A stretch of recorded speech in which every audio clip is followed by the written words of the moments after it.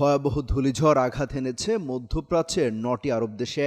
এমন পরিস্থিতিতে হজের পবিত্র নগরী মক্কা ও তার আশপাশে বজ্রপাত, শিলাবৃষ্টি ও আকস্মিক বন্যার আশঙ্কায় বাড়ছে উদ্বেগ উৎকণ্ঠা।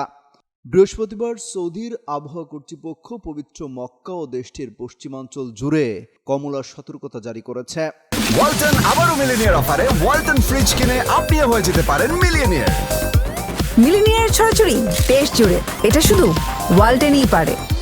যা ঝড়, প্রবল বৃষ্টি ও শিলাবৃষ্টির মারাত্মক আশঙ্কার ইঙ্গিত বহন করে। 2025 সালের হজ মৌসুম শুরু হতে আর মাত্র 4 সপ্তাহ বাকি। তার আগে এই ধরনের আবহাওয়া পবিত্র নগরীর প্রস্তুতিকে কঠিন করে তুলেছে।